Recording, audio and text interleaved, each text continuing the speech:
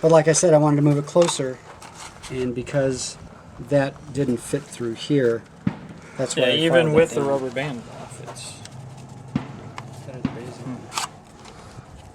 So you're saying that these little loop things at the top, which are like to stabilize it, I guess, wouldn't fit into the right size molly there? Right. This is Eagle, right? So I'm sure that's the right size molly. valves webbing.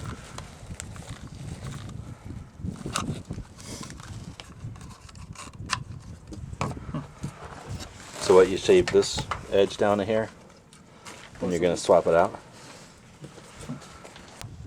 So what, first generation we're saying has this sort of shock cord retention. Second generation, no shock cord. And we've got this one here with no band on it either. So it does work without the band.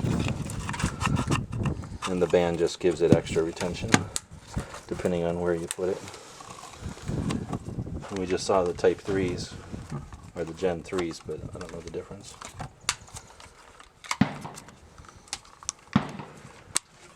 And then you sometimes just wear it on your belt. Yeah.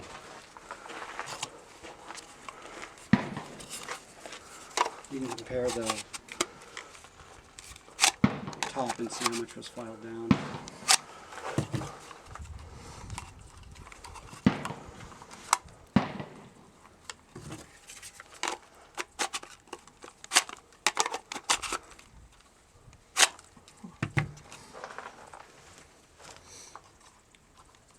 Yep, there, might be stretching it a little bit.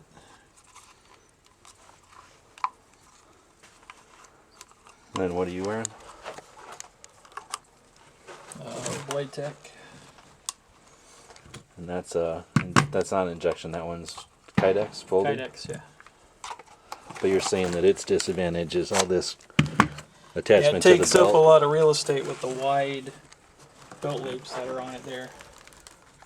Oh, I thought you meant how it sticks it away from your body. You're just saying. Yeah, it does stick away from the body a little bit. It makes it wider with the tension screws, and you always have to worry about the screws coming loose on you, vibrating loose when you're running around on the range.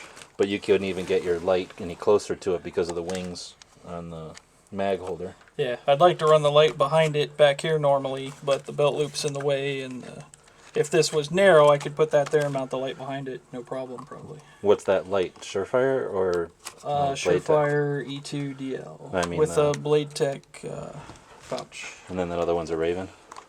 Yeah. So do you think that the ITW would be better off than the Blade Tech one you're using? Yeah, I think so. It's a little bit more streamlined. You don't really have to worry about tension, just with the rubber band on it, throw the magazine in there. Kind of handy. And then easy to reholster if you wanted to retain your Yeah, mags. it doesn't collapse or anything on you, like a nylon one would.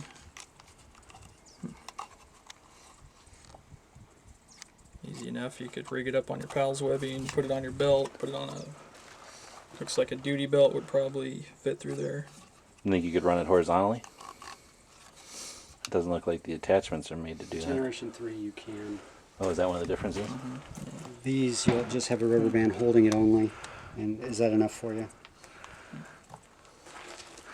But you've got the ridges. I guess you could rig some sort of a nylon loop going this way if you really wanted to run it horizontally on an older one.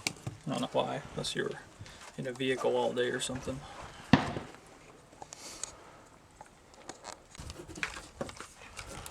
So you just drop your rubber band down. And So the belt goes through.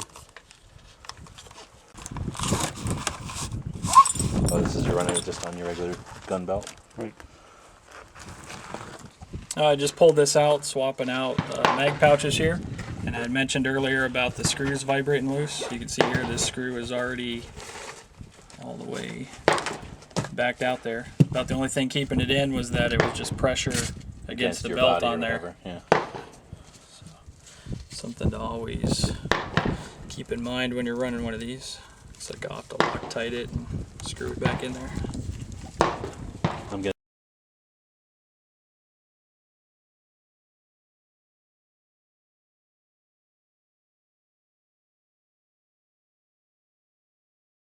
The guys and gals of GunWebsites.com encourage you to take a CCW class every year, practice at least once a month, and carry every day. Thanks for watching GunWebsites.com.